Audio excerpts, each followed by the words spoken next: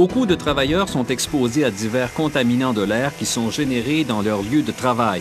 Ces contaminants peuvent être de différents types et de concentrations variées. L'utilisation de ventilation ou la substitution d'un produit par un autre ne peuvent pas, dans tous les cas, éliminer la nécessité de porter une protection respiratoire. Le présent vidéo fournira de l'information de base afin de vous aider à mieux comprendre, choisir, ajuster et entretenir les respirateurs.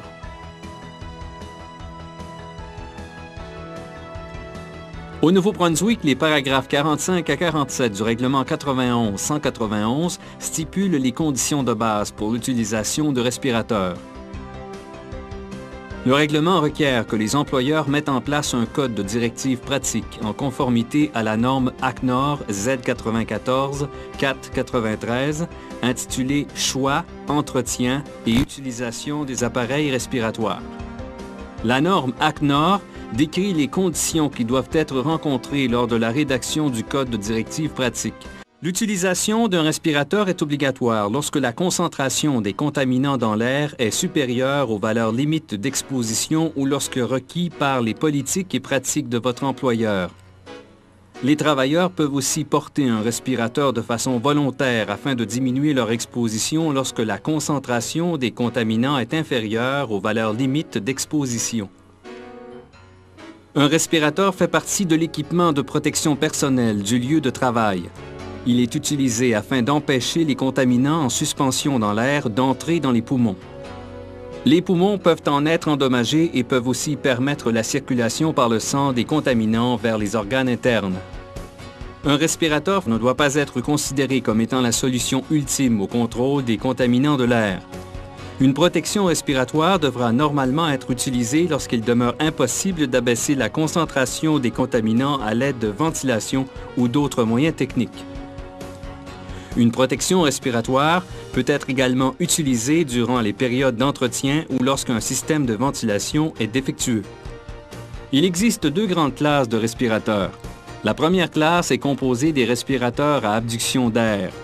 Dans cette classe, l'air est acheminé à l'intérieur du masque par une pompe située à l'extérieur du lieu contaminé ou par un cylindre d'air comprimé. Ce dernier système est communément utilisé par les pompiers. La deuxième classe est composée des respirateurs à purification d'air et sera le sujet de ce vidéo. Un respirateur appartenant à ce groupe a pour principe de filtrer l'air à l'aide de filtres qui sont spécifiques aux contaminants.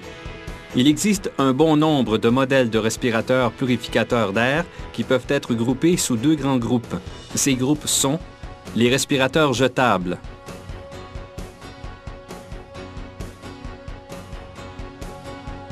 et les respirateurs réutilisables.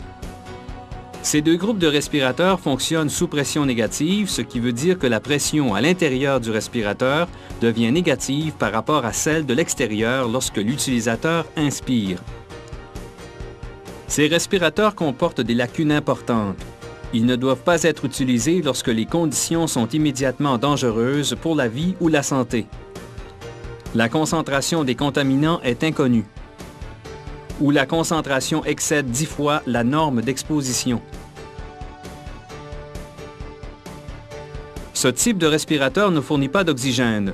Il ne doit donc pas être utilisé lorsque le niveau d'oxygène est inférieur à 19,5 %. Les respirateurs jetables ou réutilisables ne peuvent être portés que lorsque les contaminants chimiques dont on cherche à se protéger peuvent être détectés soit par l'odorat ou le goût. Cette précaution permet à l'utilisateur de savoir si les contaminants qui sont présents dans l'air ont pénétré à l'intérieur du respirateur. Si l'utilisateur détecte la présence de contaminants dans le respirateur, l'exposition doit cesser immédiatement et le respirateur doit être vérifié. Le port d'un respirateur est physiquement difficile. Un travailleur peut ne pas être capable de porter un respirateur pour des raisons de santé. Un examen médical chez un médecin peut être alors requis. L'examen médical déterminera si le travailleur est en mesure de porter un respirateur. Il est préférable que le médecin traitant ait une connaissance du travail, du milieu de travail ainsi que du type de respirateur qui sera utilisé. Avant de procéder à la sélection d'un respirateur, le risque doit être tout d'abord identifié. Cette étape est essentielle afin d'assurer la sécurité de l'utilisateur. Une mauvaise protection respiratoire peut donner un faux sens de sécurité et peut être dangereux. Les contaminants de l'air dans un lieu de travail peuvent être présents sous forme de poussière, de fumée, de brouillard, de gaz, de vapeur ou un mélange. Les fiches signalétiques des produits utilisés dans le lieu de travail contiennent de l'information importante afin d'identifier les contaminants en suspension dans l'air. Selon la législation SIMDUT, les fiches signalétiques devraient être disponibles pour la plupart des produits dangereux utilisés dans le lieu de travail. Un facteur additionnel à considérer avant de procéder à la sélection d'un respirateur est la propriété irritante d'un contaminant pour les yeux. Si le contaminant est irritant, l'utilisation d'un respirateur à masque complet couvrant les yeux devra être considérée. Après avoir identifié les contaminants dans le lieu de travail, il faut procéder à une mesure de leur concentration à l'aide d'une instrumentation qui est spécifique aux contaminants qui sont présents. Une fois le danger identifié et mesuré, il est alors possible de procéder à la sélection d'un respirateur. La norme ACNOR, mentionnée plus tôt, est une excellente source d'informations pour la sélection d'un respirateur. Au Nouveau-Brunswick, seuls les respirateurs jetables et réutilisables approuvés par le National Institute of Occupational Safety and Health, aussi connu sous l'acronyme de NIOSH, ou un équivalent peuvent être utilisés. L'approbation assure que le respirateur offrira une protection adéquate à l'utilisateur lorsque bien porté. Lorsqu'il est approuvé par NIOSH, un respirateur est attribué un numéro d'approbation. Le numéro ainsi que le sceau de NIOSH sont la plupart du temps indiqués sur la boîte de masques jetables. Le sceau de NIOSH est généralement indiqué sur les respirateurs jetables ainsi que sur les cartouches de filtration des respirateurs réutilisables.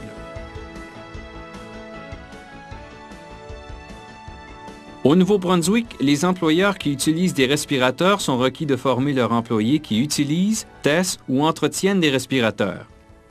Tous les employés qui sont requis de porter un respirateur doivent être formés annuellement sur la nature du danger et ses effets sur la santé, la façon dont fonctionne un respirateur et ses limites, et sur les procédures d'utilisation et d'entretien d'un respirateur.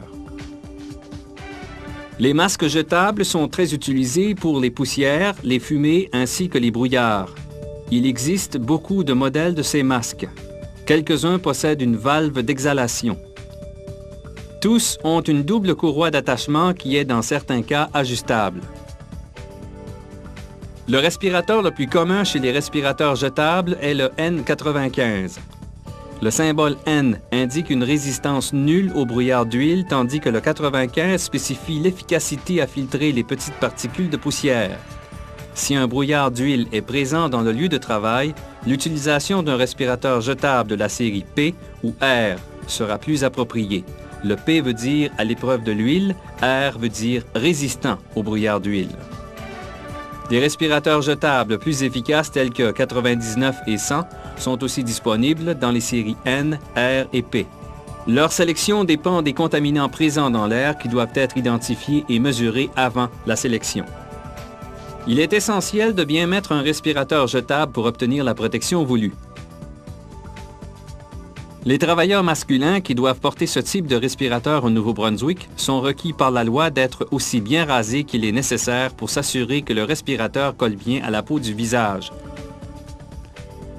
Si une condition physionomique empêche le respirateur de bien coller au visage, l'air contaminé environnant pénétrera à l'intérieur du respirateur en réduisant l'efficacité.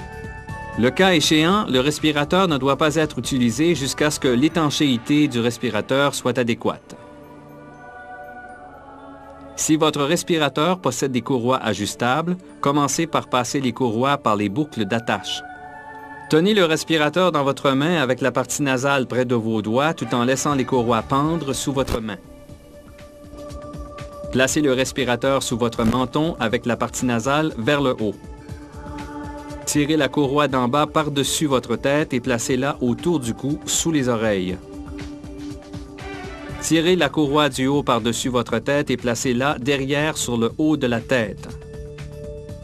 Assurez-vous que les courroies ne sont pas entortillées. Ajustez la tension des courroies telle que montrée en tirant sur les bouts de celles-ci. Placez ensuite le bout des doigts des deux mains sur le dessus de la partie nasale. En utilisant les deux mains, moulez la partie nasale à la forme de votre nez en poussant vers le bas des deux côtés. L'utilisation d'une seule main peut résulter en un mauvais ajustement.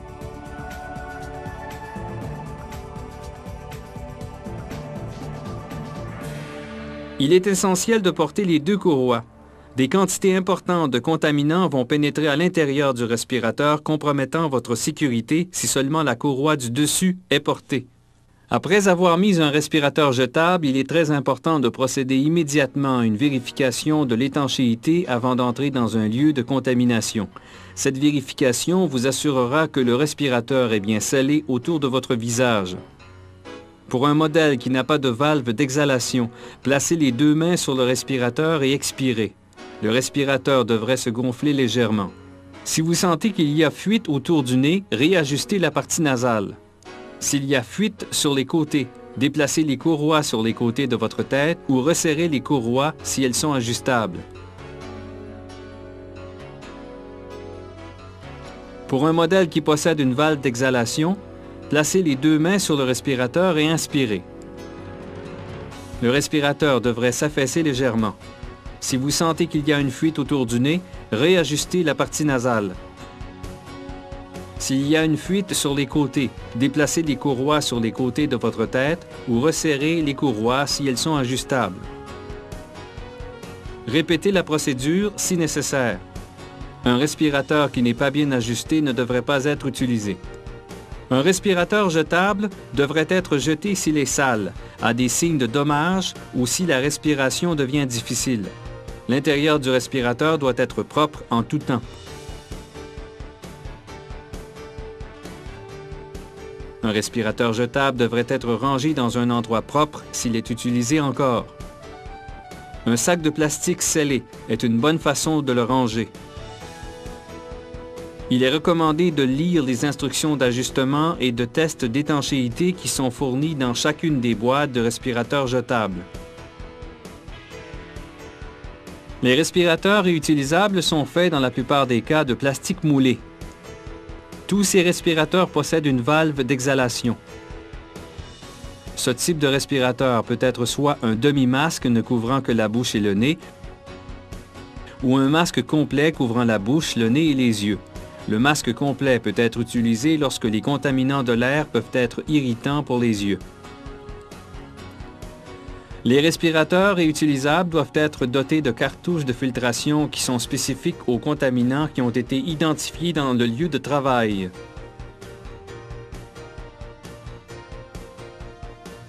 Les cartouches à particules sont fabriquées de matériel filtrant et sont disponibles pour la poussière, la fumée et les brouillards. Un matériel absorbant est utilisé dans les cartouches pour produits chimiques. Ces dernières sont notamment utilisées pour les vapeurs de solvants organiques, de gaz acide et de formaldéhyde. Une sélection plus vaste de cartouches chimiques est disponible chez votre fournisseur. Si un aérosol est présent en plus des contaminants chimiques, des pré-filtres peuvent être installés sur les cartouches chimiques. Entre chaque utilisation, le respirateur devrait être entreposé afin de le protéger de la poussière, de l'humidité et des contaminants chimiques en suspension dans l'air. La façon la plus simple consiste à entreposer le respirateur dans un sac de plastique qui peut être scellé. De plus, un sac de plastique empêche les poussières de salir l'intérieur du masque. La plupart des respirateurs à cartouches chimiques contiennent du charbon activé. Si le respirateur est laissé exposé à l'atmosphère, il continue à absorber les contaminants dans l'air, ainsi que l'humidité réduisant la durée de vie des cartouches. Le dessus d'un établi est le pire endroit où laisser un respirateur. Les cartouches devraient être remplacées soit selon des instructions du manufacturier, selon les procédures établies par votre employeur, ou aussitôt qu'une odeur, un goût ou une irritation devient perceptible.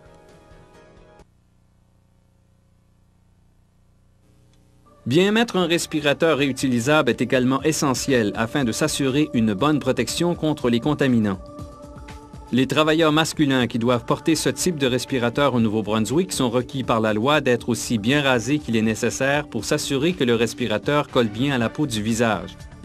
Une inspection du respirateur doit être faite avant que celui-ci ne soit porté. Les valves doivent être en place. Le respirateur ne doit pas être craqué ou endommagé. Les courroies d'attache ne doivent pas être étirées. Le respirateur ne devrait pas être utilisé si un de ses items est endommagé ou manque. Avant de mettre le respirateur, enfilez les courroies à travers les boucles de serrage. Placez le respirateur sur votre nez et votre bouche et placez le harnais sur le dessus de votre tête.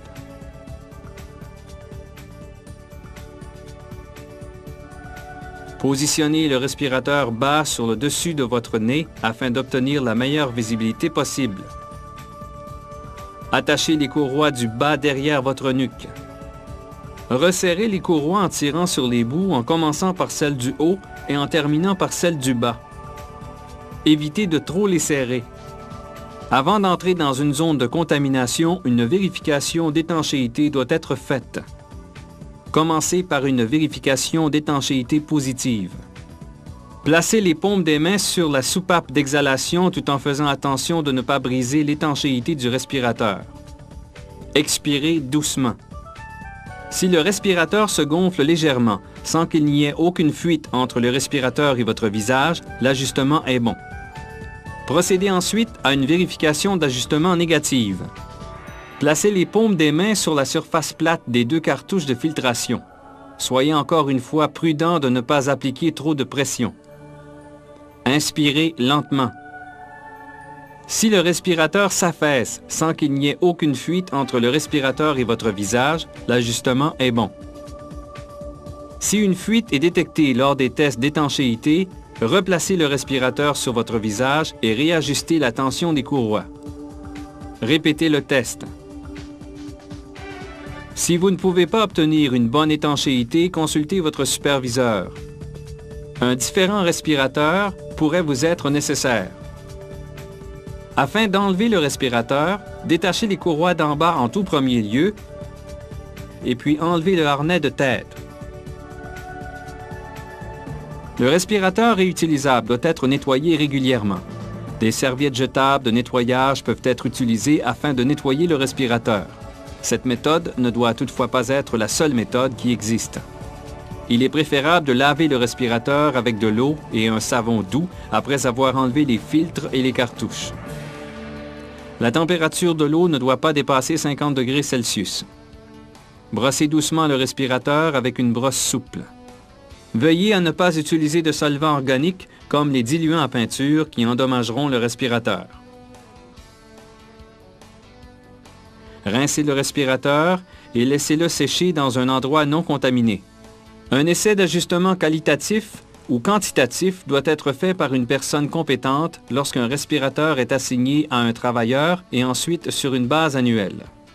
Le test doit être également répété lorsque les conditions changent et qu'un nouveau type de respirateur devient nécessaire. L'essai d'ajustement qualitatif est un essai relativement simple qui est basé sur la capacité de l'utilisateur à déceler un agent d'essai. À l'exception de la fumée irritante, il est préférable de vaporiser l'agent d'essai à l'intérieur d'une enceinte ou d'un capuchon alors que l'utilisateur porte son respirateur. Si l'utilisateur ne parvient pas à déceler l'infiltration de l'agent d'essai à l'intérieur du respirateur, on peut en déduire que l'étanchéité de l'appareil avec le visage de l'utilisateur est acceptable. Cependant, il s'agit d'un essai subjectif, qui fait appel à l'habileté du sujet à percevoir l'odeur et le goût de l'agent d'essai. L'équipement nécessaire pour un essai d'ajustement qualitatif devrait être disponible chez votre vendeur de respirateurs. L'essai d'ajustement quantitatif consiste à mesurer sous forme numérique la quantité de fuite d'un agent d'essai dans le respirateur et de comparer la concentration entre l'intérieur et l'extérieur du respirateur. Pendant l'essai d'ajustement quantitatif, le sujet se livre à une série d'exercices analogues aux mouvements qu'elle effectue sur les lieux de travail. Une instrumentation appropriée est nécessaire pour mesurer l'infiltration de l'agent d'essai dans le respirateur.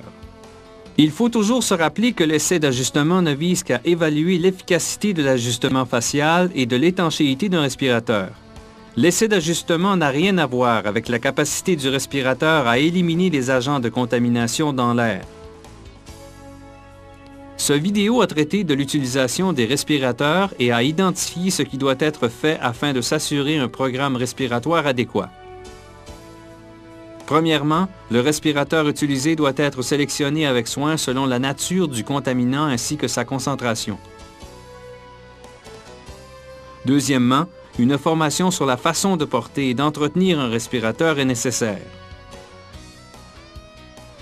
Troisièmement, le travailleur doit porter et tester son respirateur correctement afin d'obtenir la meilleure protection possible. Dernièrement, un bon programme d'entretien doit être en place pour s'assurer que les respirateurs sont propres et en bon état.